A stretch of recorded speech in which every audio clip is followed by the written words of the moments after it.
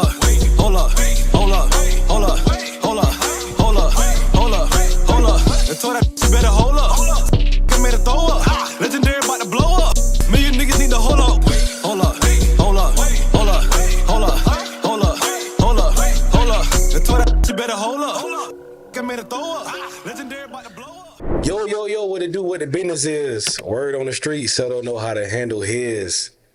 Get your mind right, man. Hey, we back with another episode. Welcome back to Legendary Talk. You already know I'm your host, Settle, man. But listen, we got a very special episode today. I'm sitting here with a guy, man, West Side native, third and dirt, whatever we like to call it, right? Man, started in the music industry, man. Started picking up, moved to the O, been in Orlando, snapping ever since he been there. Man, went from rapper, producer. They used to call him Lil Sxint back in the day, man. Y'all give it up, man, for my guy, Sxint in the building. What's up, Brody? What's up, man? Appreciate that. Yeah, man. That's a hell of an intro, bro. Hey, man. Hey, I've been, trying to get a little better in this Intro, man. How you been, though, bro? I'm good, bro. I'm blessed. I can't complain at all, bro. Yeah, man. I would say it's crazy because, I think almost 2 years ago now we meant to do an episode, We were getting an Airbnb back in Kissimmee. Mm-hmm. And I remember I was doing shows and stuff like that. And we ended up still doing I just still did a podcast, but I remember we were talking about doing it, so I'm glad we was able to, get it going now. Nah, for sure. Yeah, for sure. Oh, yeah, man. We've been around, I would say what's really crazy is I've been doing stuff to where certain people that come on the show that had a good point in my life to help me with. So I never told you this, bro. I don't even think you won't even know this, bro. So we was doing that show in Miami. Mm-hmm. Okay? That was my first show. Right? Right. Remember it was like that Miami Live show. Yeah. Got the chart up. Sprinter. Yeah. And what was cool about it was being able to see the guys like yourself and shout out Teddy Replay and other guys that was on there. Matter of fact, I think Rio went too. Kale was on it. Yeah. Like to see kind of, I'm not going to say they're your entourage, but that's your people. Yeah. You know what I mean? And y'all kind of let me, invited. I was able to get on, the show and everything. Sure. And I remember trying to figure out how I was going to do stuff, man. Bro, I never forgot that performance you did. I was nervous all the way until you went. Yeah. And I'm looking at all these other artists and I'm like, okay, and then you went. And I remember like, man, I got to go after him. First of all, I don't even know what I'm doing, right? Because I was new. I hadn't rapped in years. Mm-hmm. And then second of all, I had never performed in my life. You ever had a video where you see something or a picture, it's like a cringe moment? Yeah. I posted it, bro. And I never took it down because that's part of me. Right. But I will say, bro, the way that you rocked the stage, the way that you killed it, I started studying what you did because, we had recorded it. Mm-hmm. And so I started doing that to where I remember you take control of the crowd. Right. So I don't think you understand how much that helped me for my upcoming shows that I did after that, where I would tell him, now I got to take over. Like, they ain't listening. We could start the music. I used to say white lights, all that. And I got that from you, bro. So I will say, bro, good shit, bro. You definitely set the tone when it came to me really understanding what it's like to be a performer for sure. Yeah. So I guess the first question is, man, how do we even get into music, man? Man, it how they say it got to be in you, not on you. It's always just been in me, bro, since a kid. Like, for as long as I can remember, from 3 years old, bro, it's always just been music. Okay. Like, I used to have to go to sleep with the radio on. Like, that's how I would have to fall asleep with the radio. I couldn't, if music wasn't playing, I couldn't go to sleep. Oh, that's crazy. So I used to, my mom bought me like boombox, like from 3, literally all the way up until, really like high school, bro. Like, I used to always fall asleep with the radio on. Yeah. When it was time for me to go to sleep, I'm putting on the radio. You know what I'm saying? Yeah, that's 102 Jams, bro. That's what it was. Back in the day, it was 102 Jams. So that's what I'm listening to, 102 Jams, bro. I would fall asleep to that. I'll probably wake up early morning, bro, and the radio's still going, songs still playing. Okay. So that's where it started, bro. It was just in me. Like, it was nothing else that I wanted to do, bro. Nothing else. Literally, like, I never, some kids grow up, they want to be a firefighter. They want to be an astronaut. They want to be engineer. It was nothing else I ever wanted to do but music. Okay. Man, it's funny you say that, man. So I got a name or something. I want you to let me know there's a ring a bell. You ever heard of Kitchen Beat Records? Yeah. So first, bro. yeah. So let's talk about You kitchen did beat your records, homework. man. You did your homework. Yeah, man. Let's get into. You must have hit him, JR. You had to, bro. You had to hit him, JR. What y'all call it? Y'all technical. Yeah. Okay, so let's talk about kitchen beat records. Damn, bro. Damn, you brought back some memories with that shit, bro. Yeah, man. It just really came from being in the kitchen. Like that's where we started recording. It was funny, bro. I remember JR had we didn't even have a mic, bro. He had a headset.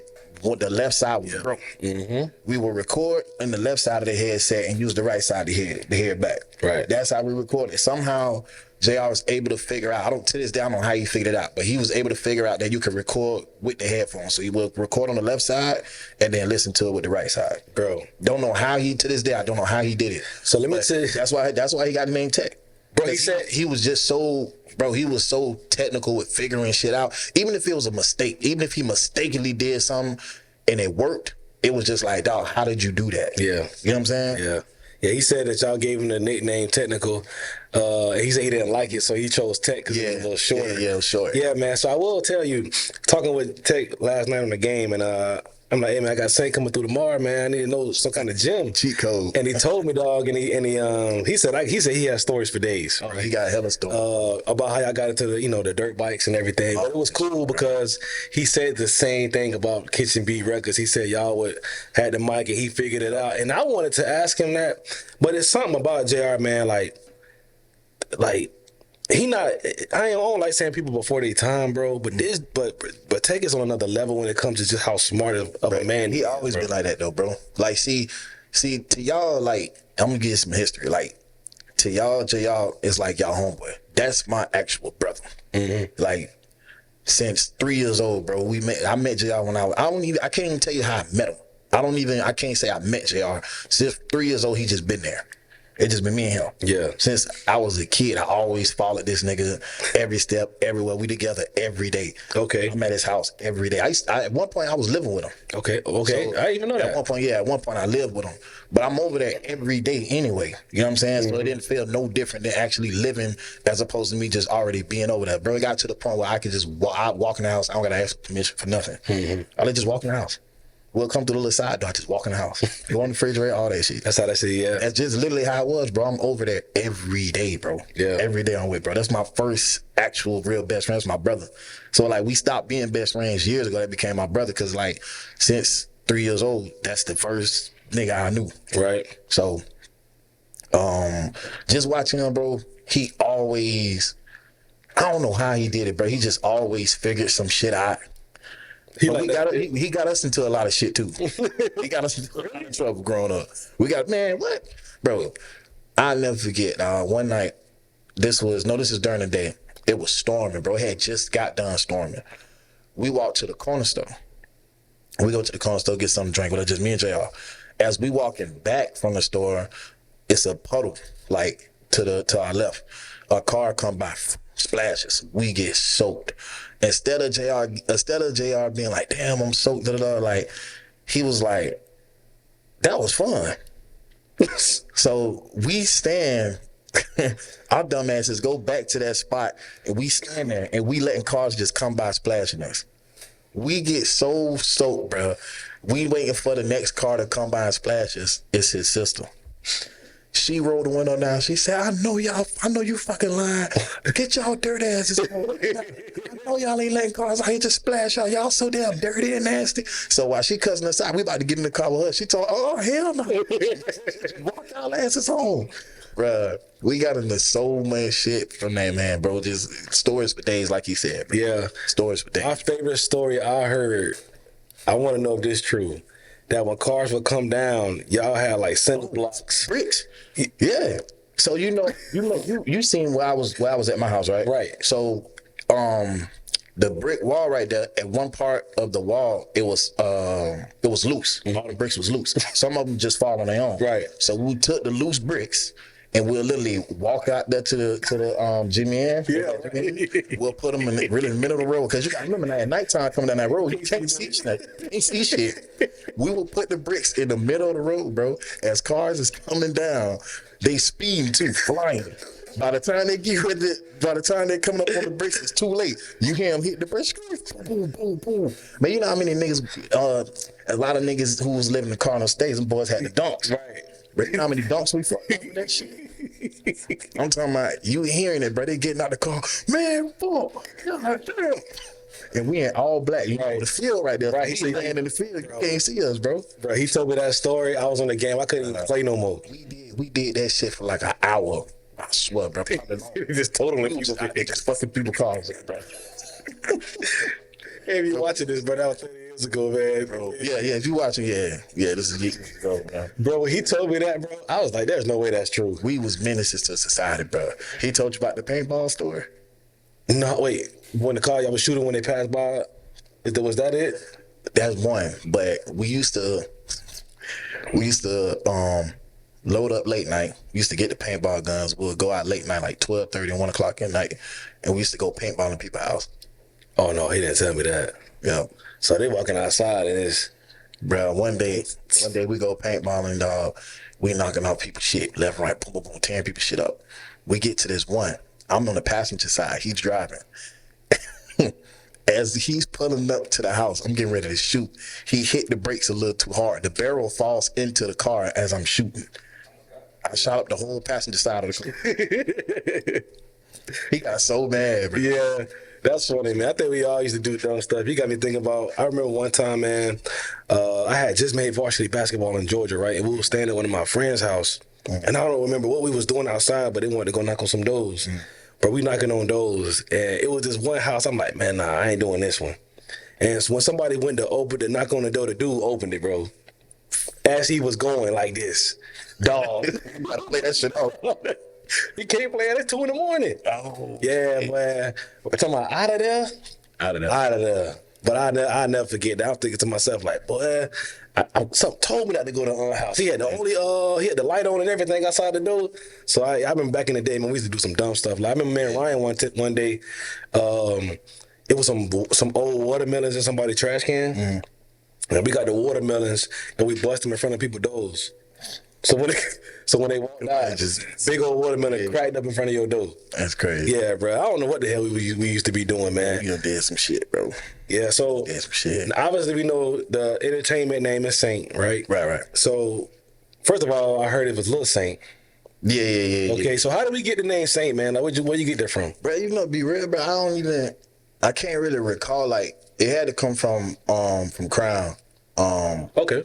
At the time, he was going by Blaze at that time, and I think we was just like bouncing around little rap names. You know, we was always on the music shit, so we just bouncing around names, and somehow he came up with Saint, and it just stuck.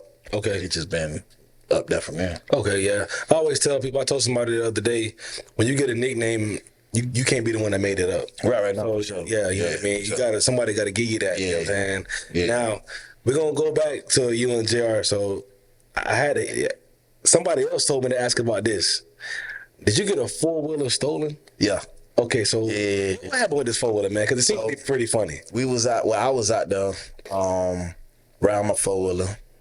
And usually, this is the ironic part. Usually, like, this right when Mario had got his first dirt bike, too. I had a 4-wheeler, Mario had a dirt bike. And usually, we won't really go out there without each other. So, I think I was waiting on him. But I wasn't patient enough. I'm like, man, I'm finna go out here and just ride a little bit till he come out here. So I get out there, I'm riding. It's like 5 jets come pull up. They like, hey, y'all, come here. One of them I actually knew. So that's what made me comfortable enough to even go over there. Mm-hmm. So I get to one of them, and we kind of just talking. And he was like, yo, ride me. So I rode him around the field probably like twice. So I get back, he get off. I'm thinking I'm finna just ride these niggas. So while me and him talking, one of them stole off on my head. Boom. So now when he hit me, I get off the 4-wheeler. I'm finna get on his ass. Right. When I'm getting off to get on his ass, them niggas hop on this shit. Oh my God. They out of there. So I'm devastated. Now I'm like, damn, these niggas done got my ass. I'm mad, I'm crying. So I come around. So mind you, I'm waiting on Mario. So as I go around and hit the block, JR and Mario was right there. So they see me crying. They're like, well, I'm like, man, somebody stole the 4-wheeler. Ironically, I'll never forget this shit. Rob and Robert twins, Rob and Robert, those Mario God brothers. They was at his house at the time. So they like, oh no, we know the niggas. So at this point, I'm already at my house, let my mama know what happened. So she like, damn, I need to call the police. So as she's saying that, Mario mama, Miss Kim, them already pulled up to the crib. So Miss Kim like, we ain't got to worry about that. My boys say they know where they stay at. So we all load up. We deep. So we all getting into like 2-3 cars deep. We go look for them. We go on the south side because we know that's where they stay. Of course, yeah. So we hit the south side. We hit not Soul City, bro. PPU? PPU. Oh my Lord. Bro. So as soon as we get in the PPU, I think JR had spotted them. JR like, there they go. So we chase them. They cutting through like the little alleyways. So everybody done hopped out the car at this time. Everybody hopped out the car, chasing them. JR chasing after them. I guess they hopped off the four-wheeler when they seen us chasing him. He see the four-wheeler, so he go grab the four-wheeler and shit. And then at that point, everybody like, all right, well, we got the bike back. So, right. And I think he rode it back. But that shit was crazy. Yeah, man. Anything on the south side, man. I always wonder, why y'all always like that, bro? Why you just like that, bro? Like, man, like, go get your own bike, bro. Southside was some wild niggas, bro. Yeah, man. So let's get into the projects, though, man. The projects, man. So I want to know what's your favorite song you think you ever recorded, man? Damn, that's a good question. Favorite song I ever recorded?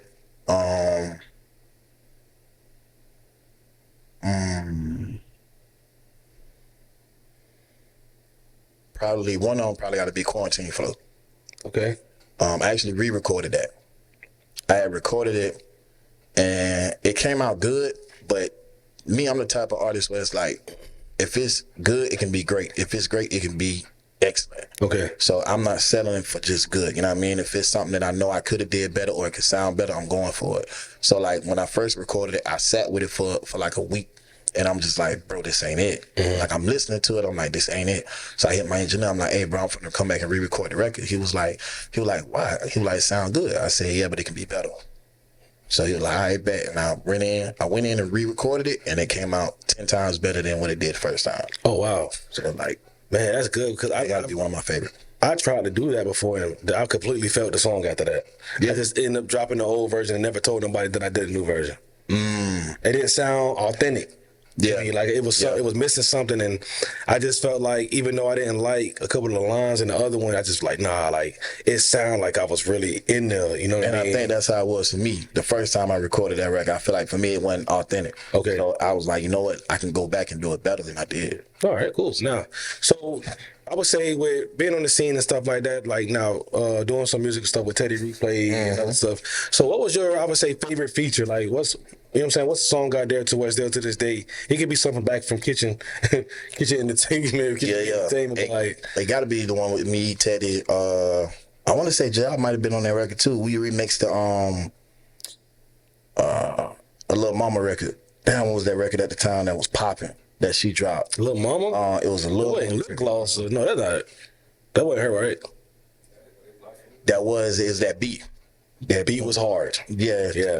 We redid that. Yeah, we redid that shit, bro. It was me, Teddy, JR. I think I want to say one more person was on it too. I can't remember. Okay. But that's when I became a fan of Teddy Replay. I ain't gonna hold it. Out of all this, my personal opinion, he snapped the hardest in that song, bro. Bro, Teddy is a sleeping crazy, bro. Crazy. Teddy, I always tell him all the time, he's my favorite rapper. Bro, yeah, my favorite Florida artist for sure. I always bring up Daytona. I always bring him up in the category when I talk to people all the time. Like, right, he you don't know Teddy. Rapper, he too hard. Yeah. Slept on. Yeah. Definitely slept on. No, for sure. Now, moving to the O, man, I guess my question is like going from the Derb to the O on the scenes and everything like that. Do you feel like Orlando kind of received you and welcomed you with open arms? Oh, no, 100%, bro. But the crazy part about it, I wasn't planning on getting into the nightlife and the out there. That wasn't even my bingo cards. That wasn't in my plans at all. I was always on the music shit, you know what I'm saying? I always wanted to be recognized as an artist. Okay. So when I got out there, I was still on the rap shit. You know what I'm saying? Like, Nothing Left to Prove to, Only for the Fans. I want to say it's another project too, but all that was recorded in Orlando. Okay. You know what I'm saying? So I was out there just laying the bricks with the music, trying to connect with the right people, connect with the right producers, stuff like that. Getting into the right studios. So that was always like the goal was just artistry. You know what I'm saying? This is what I'm doing. This is what I want to do. The nightlife, I just fell into that on some fluke shit, to be honest with you. Okay. As well, hell, it seemed like, a lot of the times we supposed to be doing one thing and end up doing something else, I always tell people, I had somebody ask me the other day at a club, man, when we gonna get some more music? And I said, never. And they said, why? I said, well, I'm a businessman now. Like, I don't look at myself as just an artist anymore, and I don't think I could be myself just being an artist. So I guess my next question was like getting into the nightlife. Me on the outside looking in, or whenever you hear for Bite Week and stuff like that, it seemed like you kind of shifted to more to the nightlife. Like, is it? Do you like it better, or like, you know what I'm saying? It's not that I like one over the other. It's just I got such a huge recognition in the nightlife. You know what I'm saying? But I'm gonna be honest with you, to me it was a gift and a curse, and in the beginning I was frustrated with the recognition because I wanted the recognition as an artist.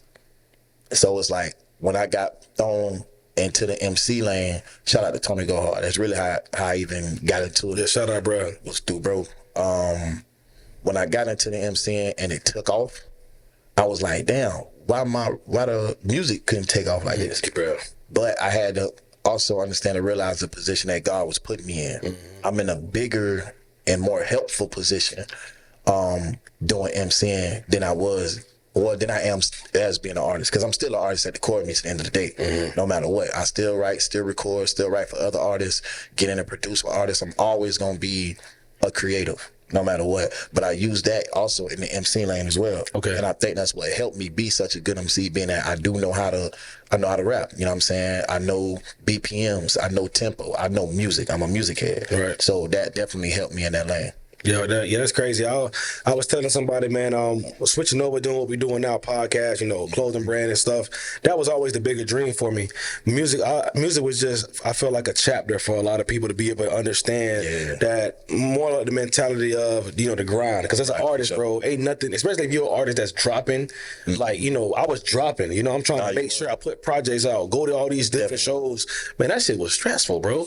And what was really stressful about it was trying to get people to listen to it, and you got to open up. You're paying to open up. You know what I'm saying? People not believing in you. And so I feel like it really paves the way for me doing this now, to where music was just a stepping stone so I could understand the industry, so to speak. Right. And now I can do something that I really love to do, because this kind of fell in my lap. I always tell the story. We bought not one of these cameras, but another camera, so I didn't have to pay for music videos no more. And then that went from that to, hey man, how much y'all charge me music videos? Like, I never thought about that. Exactly. And then it went from that to, I love podcasts. Yeah. And then bam. So I like content, period. Right. Challenges, whatever. If I can cut the camera on, like Bike Week, you see me recording, I just enjoy every bit of that. I love the bright lights. Ain't never been too bright for me. You cut the lights on, I'm ready. So it's crazy. Music, you got comfortable with it. Yeah, I always love music though, bro. I'll say, especially, man, I remember we made the song Where You At. I was just about to bring it up. Was that Studio 18? Studio 18, man. Shout out them, man. But that's a record that it was crazy. That was a dope session. Yeah. That was a dope session. Yeah, it was, man. I'll never forget that, because I think you kind of got on the song on like was it you or somebody wasn't even supposed to be on the song, or I wasn't thinking about it, and then you end up hearing like a verse and was like, oh no, I know what it was. We was on the van and I was playing the beat. I ain't had nobody on it yet. The instrumental was going to Miami. Yeah, you said, "No, you gotta let me get on this." Yeah. I remember. Now I remember. It was me, you, Scribble, and Marco. Yes. And then we were kind of back there freestyling, trying to do something. And then I remember. You know what's crazy? I actually presented the song to you. I had to make sure I knew it was gonna be a raw song first. And so I remember writing like, no, I can sing that. And then I remember that. You gotta be right. Yeah. And then when you heard it was like, okay. And then you went in there, did your thing, and I was like, oh yeah, I still feel like to this day, if I would have had the right like management or money behind me, I think I'm 100% sure that song would have blew. That song would have went. Yeah, that song would have went. That was one of them slept on records too. That shit was hard. Yeah, for sure, man, for sure. I remember that session because I remember when you got in to record your verse. I remember you looked at me and you was like, how that sound? And I remember saying, how that sound to you? Right. Yeah. And it's funny because somebody did that to me. One day I was recording, I asked them, I was like, how it sound? And it was like, how it sound to you? And I remember I got a little frustrated because in my head, I'm like, nigga, just tell me how the fuck it sound. Like, Or do you know that's, bro? Like, I thought I said, what the fuck, Sxint, bro? But when they did that to me, I didn't realize it right then and there, but that helped me become a better artist in the studio when I record, because that really showed me, like, okay, how does it sound to me? Like, I'm asking that person, but it's really my ears. Yeah. Yeah. What do I think about it? Right. Am I satisfied with the record sounding like this? Right. You know what I'm saying? This is my voice. Yeah, absolutely. So it's like, how it sound to you? Are you okay with it sounding the way it sounds? Because if you think like it could be better, then make it better. Yeah. That's what can't have me really. At that point, that's when I'm like, okay, let me sharpen my craft as a recording artist. Because I be telling niggas all the time, bro, it's one thing to rap some shit to your dogs on the block. When you got to go in the studio and record that shit, it's different. It's a different ball game. You got to find your sound in the studio. Yes. You know, I used to hate about the studio. I hate when you had like niggas and, you know, females and stuff in there, and you walk out and you look kind of looking for an answer. Yeah. And everybody, but they there for you, so they kind of waiting on you to do something. Yeah. And I think one session when let's all like, man, did y'all like this shit or not? And everybody, oh yeah, bro, it's gas, bro. I'm like, bro, y'all gotta say that. I'm looking for the glass, ain't nobody moving, bro. All my sessions was closed out. I never had a group of people in my sessions. Yeah. It's always just me and the engineer. Man, bro, you know unless I invite somebody. I would say I'm a team builder. I love like being with the guys. Like I love everything about Bike Week, bro. Not even because I'm just on the bikes. It's like we all together. All together. Yeah. But it's crazy days. You know what I'm saying? Good time, good drinks and good vibes. And so I would really invite like my brother them to just like be there with me and Lex, you know, to just show them, you know, what we doing, trying to build something. So it was more just for I guess the word is camaraderie and try to just, you know, make it a family. But I used to like by myself too. Right. Yeah. Yeah. Yeah. Y'all got me good in the studio too. I ain't gonna hold you when he so when we got out of the kitchen, he actually built a studio. He told you that? Yes. Like he actually went to Home Depot, got like, oh, it gotta be 4x4 this way, this shit gotta be like this. He got the tape measure. He actually built the studio, did the glass window, the whole nine. And he used to lock me in that bitch. Like if I had to write a real talk, I had to write a verse, he'll lock me in the studio. I could not come out the room until my verse was done. Yeah. That's how I got good too. Bruh, and that, bruh, shout out, first of all, man, shout out Tech, bro. I would say Tech is like he just mean well, bro. Like, for sure. You can't really find no flaws with him. For sure. You know, he a simple guy. And at the end of the day, I would say too, when I started this company, man, he was one of the first guys to really support me for real. And never, you know, even, you know, he ain't no clubber, right? Nah, yeah. But all my music, he was sending me videos, the firefighters, they working out to it. And I like some of the challenges we've done. He's been a part of it and actually won. And I've asked him the day before, like, hey, somebody can't make it. And he'd be like, you know what? I'll be there. Yeah. You know what I'm saying? So, yeah, shout out JR, man. Man, it's big bro, man. Yeah, man. For sure. So, we got all the music and stuff, man. So, now, I wanted to know, any new songs coming out, are we working on any music or are we just going to stick to the nightlife? No, I'm definitely working on music, bro. I'm always working on music. I just dropped something Mother's Day in dedication to my mama. Rest in peace to the queen. Mm-hmm. So it's called Miss Fraser. Okay. I just dropped that. Talk about it. That was probably one of the hardest records that I ever had to write and record. Okay. Because I had to, like, it took me a minute because I'll start, then the emotions will come. Mm-hmm. You know what I'm saying? I'll stop. I'll wait a couple weeks. I might only do 2 lines. I might get emotional again, start crying or something. I'll stop. I might wait a month, do another 3-4 lines. Then it got to the point where I was like, all right, let me get this done. Mm-hmm. You know what I'm saying? I had to dig. I didn't have to really dig too deep, truthfully. I just let my feelings come out. So it's not like one of those super lyrical double entendre type records. It's really just straight to the point and simple about how I feel about my mom and, you know, just the fact that I miss her and all that. But I dropped that on Mother's Day, so. Yeah, for sure. Yeah, and then I got some other stuff in the works. Yeah, that was actually one of the questions that I have for you, bro. Just, first of all, you know, I seen it. I remember, I think I texted you, like, I don't really know what to say. I said something like that. I'm like, but I'm just reaching out to let you know, bro, I'm here if you need me. Man, I wanted to know, like, how big of an impact, bro, did your mom have, bro, with everything that you're doing, man? Huge, bro. So you gotta understand, bro, like, and which is another reason why me and Jay are so close.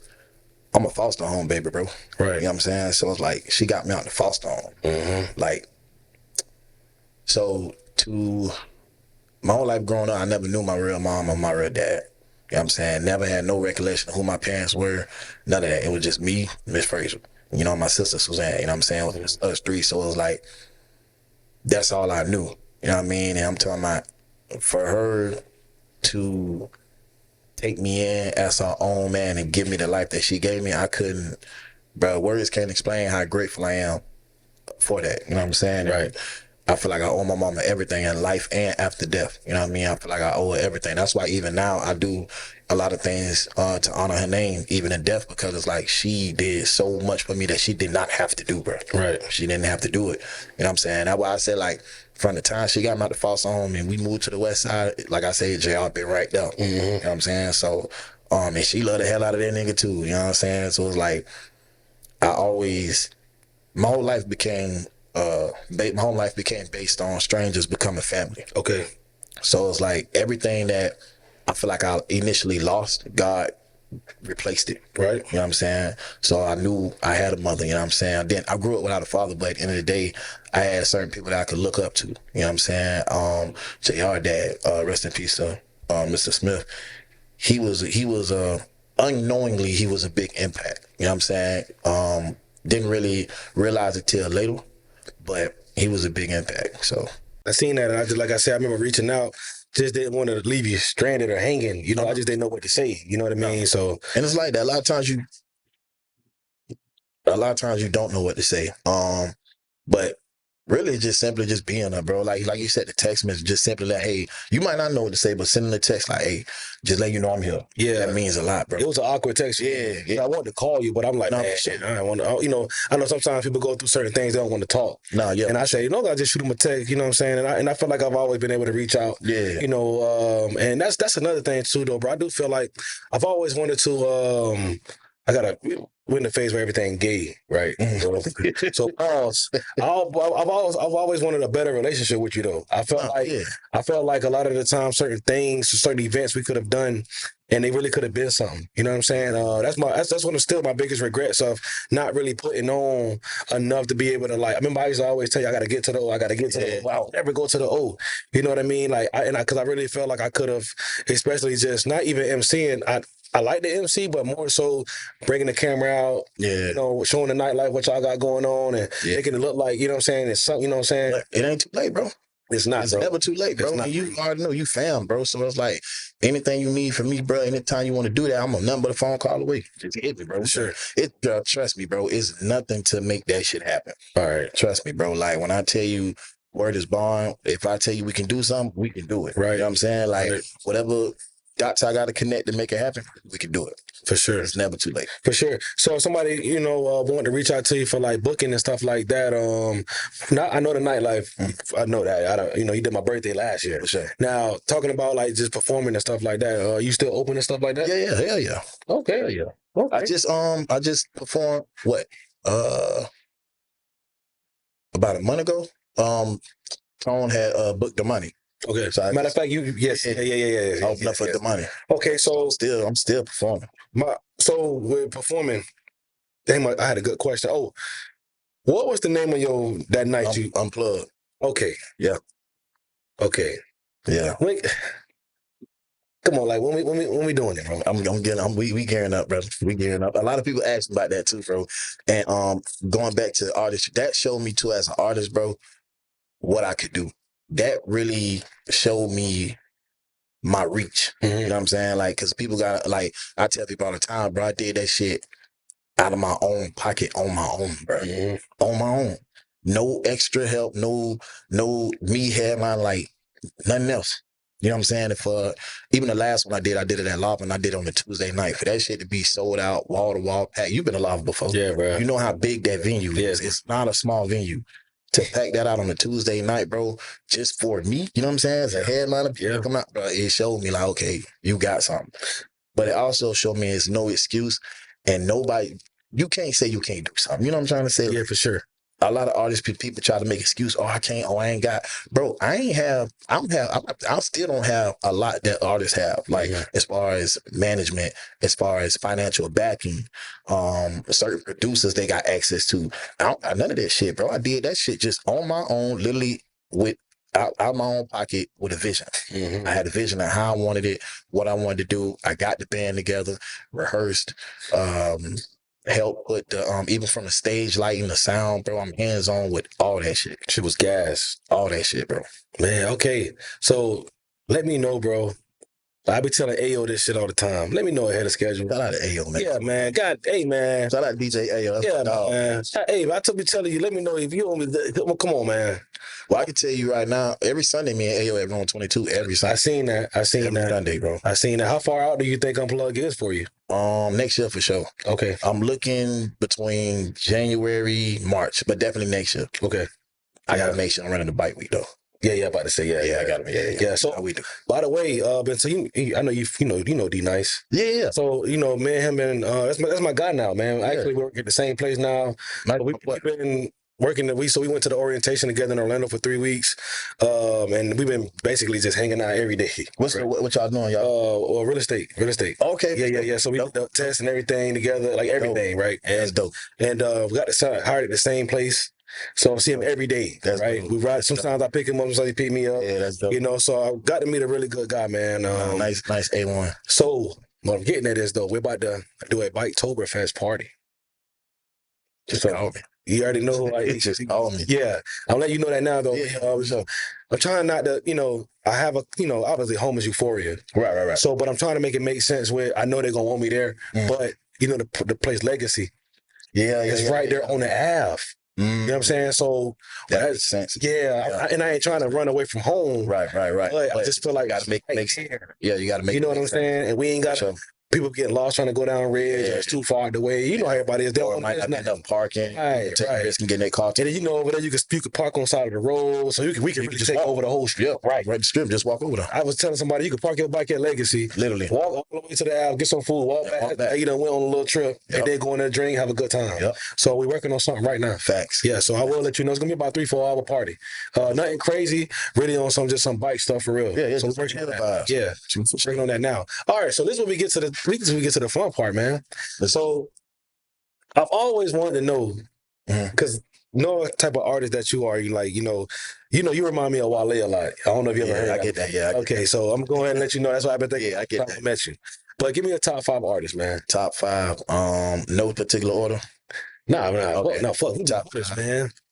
You want it in order? Yeah. I'm gonna go Wayne, Jay, Cube, Jay-Z. Wayne, Jay, Cube. Hey. Hold on, bro. Hold on. Stop, bro. Stop. What do you... Jay who?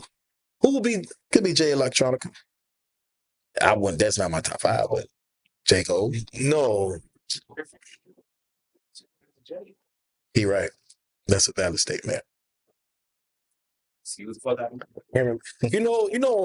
On Twitch, they got a thing where cameraman's not allowed to talk. Do you know that? I can mess this whole thing up. No. I'm being serious. So what's funny is if the cameraman talk, they'll tip them. So they've been trying to get other streamers their cameraman to talk so you be like, so say you had a cameraman and he know he don't want to talk because he behind the camera. I be like, how much they paying you? And now they trying to get, it's a joke. And he like, how do you present yourself? He like, you having a good day? And dude got the camera. He like, you hungry? He good. She said, it's just funny. So you gotta, you know what I'm saying? But yeah, my bad. So we got you good? Wayne, Jay. Yeah, Wayne, Jay-Z, Ice Cube. Oh, okay. I'm gonna go. Oh, I gotta throw Cole in now. That's a solid 5. And I'm gonna say my last gotta be Tupac. Okay. Yeah. Man, Ice Cube is a surprise pick. I will say that's a. Bro, if you go back and listen to old Cube, dog, I'm telling you, when you listen to old Cube, the the lyricism, bro, the flow, Yeah. just the energy, bro. Like he put you at least when I listen to him, bro, he put me in LA. Like I could Okay. see it. You know what I'm saying? Like, and same with Nip. When I listen to Nipsey, that's also one of my top. Same with Nip, bro. Like they got that certain energy, bro. It's a certain energy, but that old Cube, Yeah. do it every time. Well, my bike is named Nipsey, by the way. Okay. Nipsey Blue. Nipsey Blue, yeah. It's a bike named Nipsey. Yeah. Now Q. So I don't know if Lex gonna remember this, but he got a song with Lil Jon, and that, bro, that's one of my favorite verses all time. I could say the whole verse if I wanted to. I'm trying to think what that is. Bro, what the fuck is the song, bro? I ain't listening. And I know what you're talking about. I just can't think of the name. This man says something, bro. Oh God, it's on my playlist. I just don't want to play it on here and get copyrighted or nothing. Oh, he said I'm insane in the veins. Yeah. Rick James and bro. I always rewind it back like this. I'm like, do anybody ever talk about how insane Q just went on this verse? Hard, bro. And that was older, that was later in his career. Yeah, bro. So okay, I gotta give you Cole. Wayne is my number one. Jay-Z was, when I was younger, Jay-Z was up there. Yeah. So well, it's crazy. For me, when I was young, I ain't really get on. I was a huge Trick Daddy fan. You know what I'm saying? Trick was like one of my top. He still is in my top, like top 10 for sure. Okay. But for me, it was Trick. I ain't get on the J till like high school was really when I started listening to Jay. And then that's when I became a huge fan of him, like listening to a lot of his music, Blueprint. Right. A lot of that. Yeah, when he dropped Blueprint, and then I heard, what was it, On to the Next? I was somewhere in high school. I don't know if I was a freshman or sophomore. When I heard that album, that's when I went back and was like, this nigga actually nasty. Hard. Yeah. All right, cool. So I don't know about sports. You got a team? Nah, I ain't gonna hold you, but I really ain't into sports like that. Okay. Yeah, we always, growing up on the block, we always played, basketball. Of course, I was athletic or whatever, but not super athletic, but always love to play. You know what I'm saying? Yeah. My dogs, Mario, we always played or whatever, but I'm not really super into sports where I know all these athletes and they stats when high school they won. Yeah. Jamal, like Mario, them, they know that shit. Yeah, I know Rio. Yeah, we used to talk sports all the time when I first met him. Yeah, you know what's funny about y'all, bro? When I first met y'all, I used to hate hanging with y'all, right? You know why? I'm the shortest one, bro. Bro, shit, I'm the shortest one now. If you look at you, JR, Kel, Rio, D-Lo. Yeah, D-Lo. Oh, yeah. One day we was doing something, and I said, boy, I'm like these dudes' little brother. And it's funny, all them taller than me. Damn. Mario included. Yeah. I ain't know Mario was taller than you. Even Replay tall. Yep. He's sneaky tall. Yep. He tall. He ain't tall from a distance. He don't look tall from a distance. He don't. When he come up on you, like, oh shit, like, yeah. He definitely from a distance. He don't look tall. That's funny. Every time I dab y'all up, my head on y'all chest, bro. I'm like, nah, bro. I gotta dab y'all up from a distance. But when I first started hanging with y'all, I remember we were at a park. We did some bike week, and I was at the bar, kind of like, all these niggas tall. Man, my mom below average. And I realized everybody talk there. Ryan walk over and make me feel good. Yeah. Ryan. Yeah. Bro, I got a funny story about Ryan. I remember we was in I was in high school. He was in middle school. It's his birthday. He started drowning in the pool that was 3 feet. Oh, shit. It was like 3'8" or something like that, right? That's crazy. And all you can see is like him, and you think somebody playing. Yeah. And we kind of, I'm out, the little beach chairs, you laying back. I'm like, man, what Ryan doing? We laughing at him, and then we realized, like, oh no, the bro drowning. And we had to get him up out of there. I said, come on, drowning on your birthday. And we sitting there laughing at him until we realized bro was in distress for real. It was almost over for him. And the reason we thought he was playing because it was 3 feet. Grand opening, grand close. Bruh. Hilarious. And then my daddy was upstairs, so how we was going to explain Ryan just drowned on his birthday. Because we didn't think he was drowning. Hey, man, we're in the water with distress. Y'all can start helping him, man.